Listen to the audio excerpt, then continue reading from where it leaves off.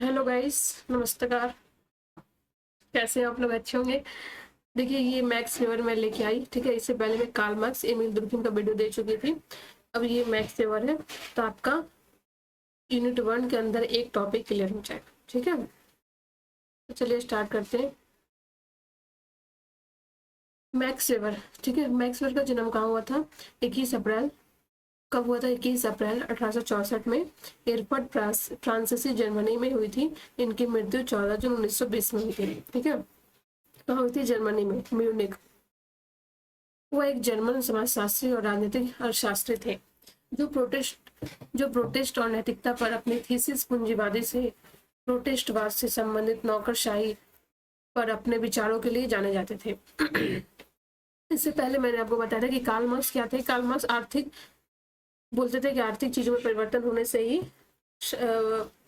उत्पादन में परिवर्तन होती है। इमानुएल दुर्कheim क्या बताए थे? इमानुएल दुर्कheim बोले थे कि नहीं, समाज में परिवर्तन होने से व्यक्ति में परिवर्तन होती है, ठीक है। समाज ही सब कुछ है ना। मैक्सवेल क्या बोलते हैं? नहीं, मैक्सवेल बोलते हैं कि व्यक्ति सर्वोपरि है, ठीक है, तब समाज है। और लेकिन इमानुएल दुर्कheim बोलते नहीं, पहले समाज है तब व्यक्ति। तो दोनों में ये अपोजिट है। तो मैक्सवेल का जन्म ये पूछ लेता है यूजीसी नेट में, इसको मैं हाईलाइट कर देती हूँ। अब ये डेट भी बहुत इंपॉर्टेंट हो गया, ठीक है। तो मैक्स वेबर का जन्म 21 अप्रैल 1864 में, याद रखिएगा। कहाँ जन्म लिए थे? जर्मनी में। कहाँ पे?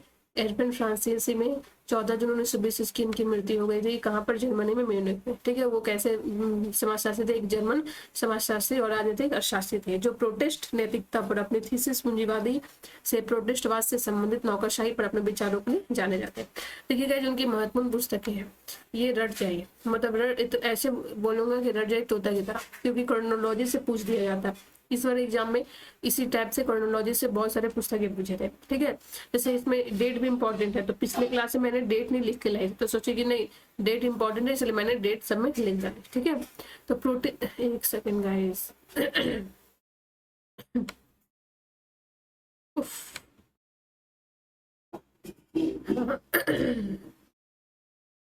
तो देखिए, ये है पहला, प्रोटेस्ट नैतिकता और पूंजीवादी की आत्मा 1905 में, ठीक है। प्रोटेस्ट नैतिकता और पूंजीवादी की आत्मा 1905 में। भारत का धर्म 1916 में। व्यवसाय के रूप में राजनीति 1919 में। व्यवसाय के रूप में विज्ञान, यहाँ व्यवसाय के रूप में राजनीति 1919 में। व्यवसाय के रूप में विज्ञान 1919 में। धर्म का समाजशास्त्र 1920 में। शहर 1921 में। समाजशास्त्र में बुनियादी अवधारणा 1922 में। अर्थव्यवस्था और समाज 1922 में। सामाजिक एवं आर्थिक संगठन का सिद्धांत ठीक है सब 1947 में। चीन का धर्म 1951 में पहली बार। 1915 में कॉन्फ्यूशियनिज्म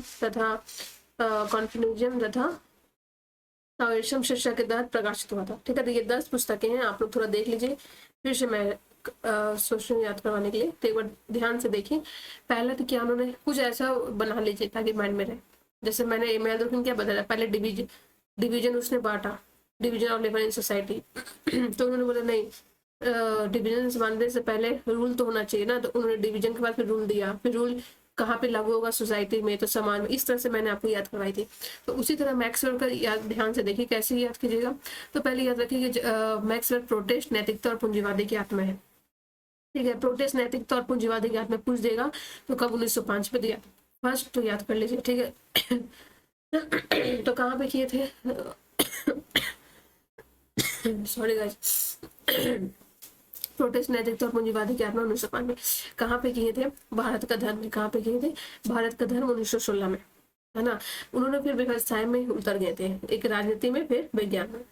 फिर धर्म का समाजशास्त्र आया था, फिर उन्होंने शहर के बारे में बताया। फिर समाजशास्त्र में कुछ बुनियादी अवधारणाएं थी। फिर अर्थव्यवस्था और समाज आ गए।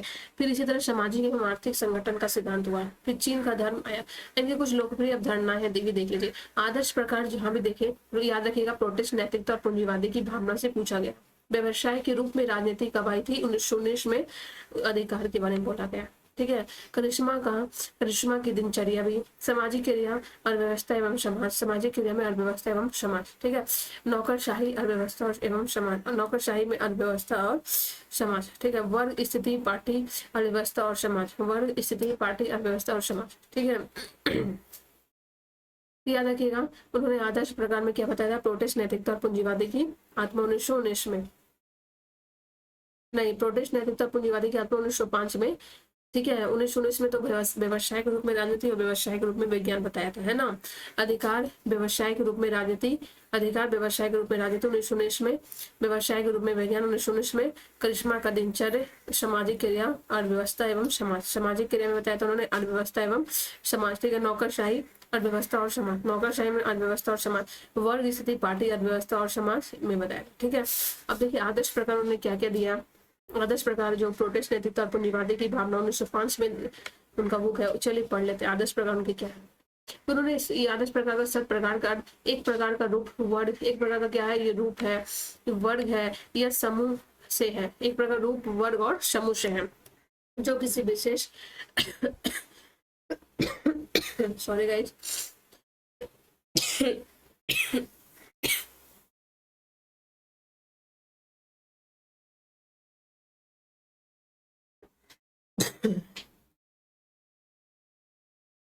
ठीक है।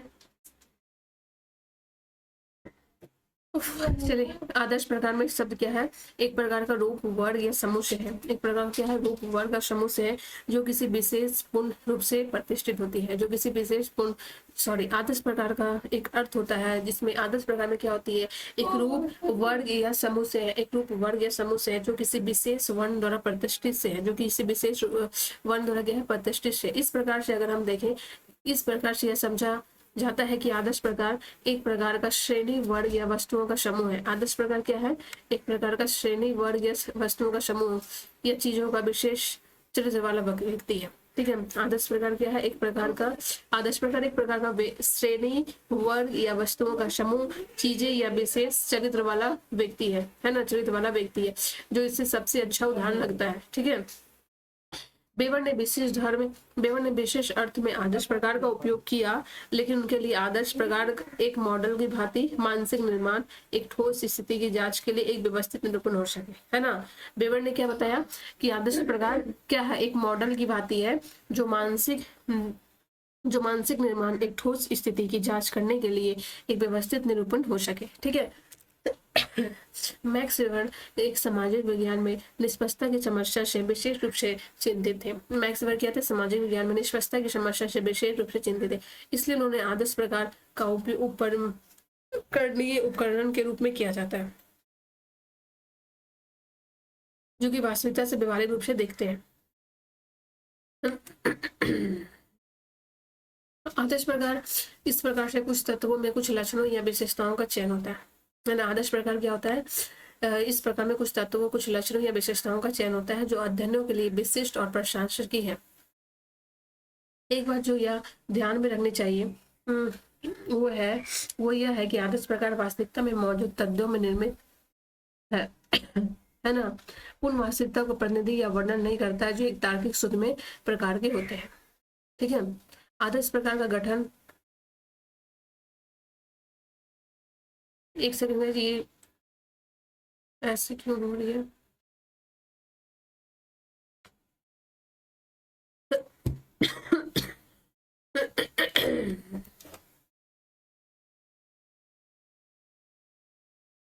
कटना तो नहीं चाहिए वीडियो, बट कट रही क्यों।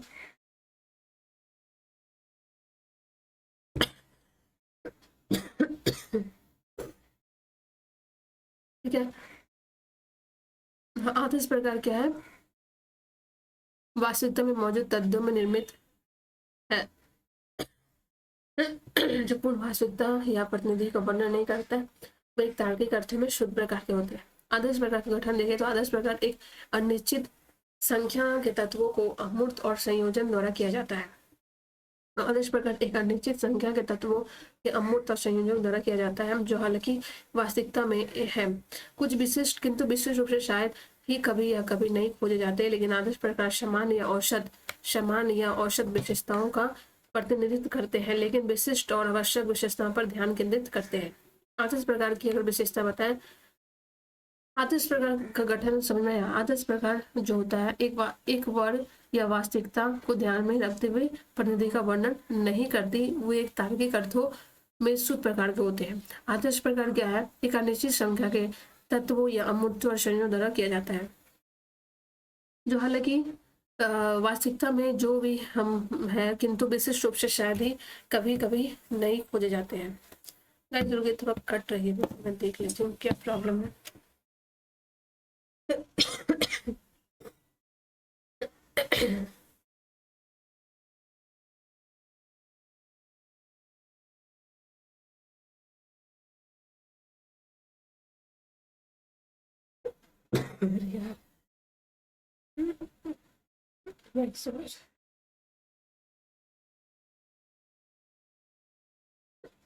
यार ये कट क्यों रही है, वो थोड़ा देखना है।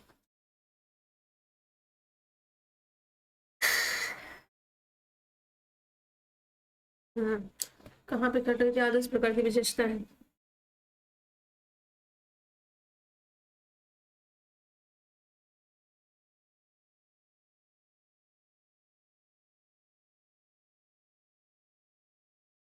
ठीक है, मैं थोड़ा इधर देख लेती हूँ।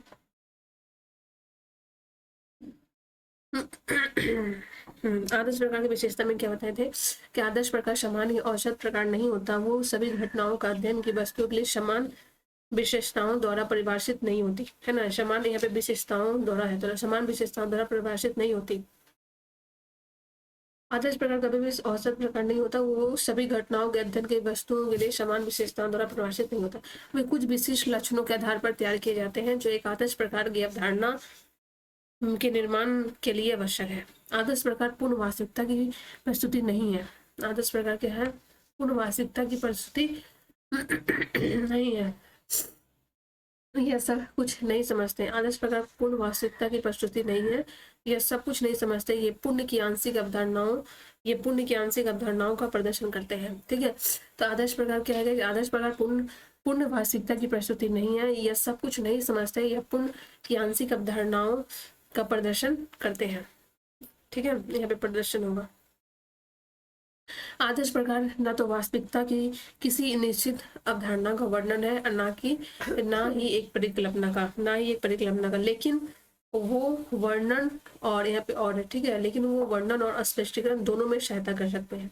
आदर्श प्रकार वर्णनात्मकता अवधारणाओं के दायरे और उपभोग से भिन्न है। ठीक है, आदर्श प्रकार ना तो वास्तविकता की किसी भी निश्चित अवधारणाओं का वर्णन है, ना ही एक परिकल्पना का लेकिन वो वर्णन और स्पष्टीकरण दोनों में सहायता कर सकते हैं। आदर्श प्रकार वर्णनात्मक अवधारणाओं से दायरे से उपयोग से भिन्न है। वो समान प्रस्तावों तक पहुंचने और तुलनात्मक विश्लेषण में भी मदद करते हैं। ठीक है, आदर्श प्रकार अनुभवजन अनुसंधानों को निर्देशित करने के लिए कार्य करता है ना। अनुभवजन और अनुसंधान को निर्देशित करने के लिए कार्य करता है और ऐतिहासिक और सामाजिक वास्तविकताओं पर डेटा को व्यवस्थित रूप से उपयोग किया जाता है।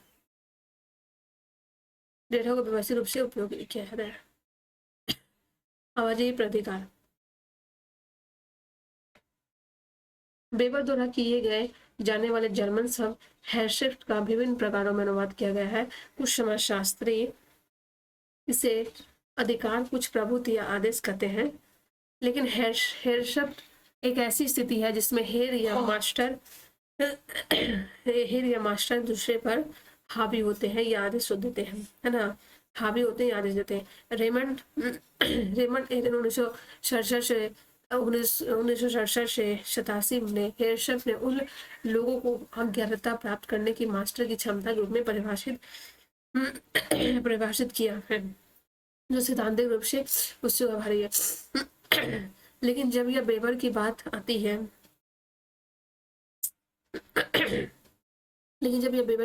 तो हेरशिफ्ट का अर्थ होता है प्राधिकार माना जाता है। जैसे कि प्राधिकरण वैध शक्ति के संदर्भित करता है, वैसे ही प्राधिकरण को समझने के लिए हमारे पास पावर यानी शक्ति शब्द होनी चाहिए। समझ रहे? प्राधिकरण को समझने के लिए मेरे पास पावर या शक्ति से होनी चाहिए। गला बैठ रहा है। पावर से तात्पर्य दूसरे की कार्रवाई को नियंत्रित करने की क्षमता की योग्यता से। पावर से तात्पर्य क्या है? दूसरे की कार्रवाई को नियंत्रित करने की क्षमता की योग्यता से। प्राधिकरण के प्रणाली के निम्नलिखित तत्वों की मौजूद होनी चाहिए। एक व्यक्ति शासक, स्वामी या शासकों स्वामी का एक समूह। एक व्यक्ति समूह जो शासित हो।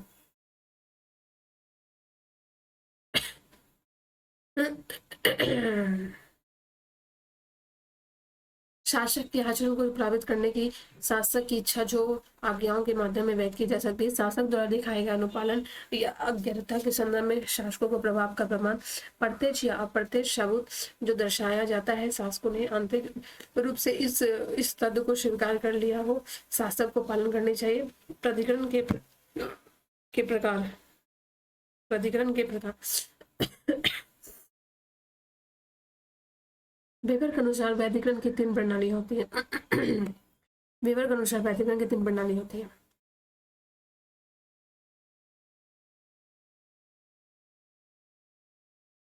जिनमें से प्रत्येक इसके संगत मानदंडों के साथ है, क्योंकि आदेश की शक्तियां को सही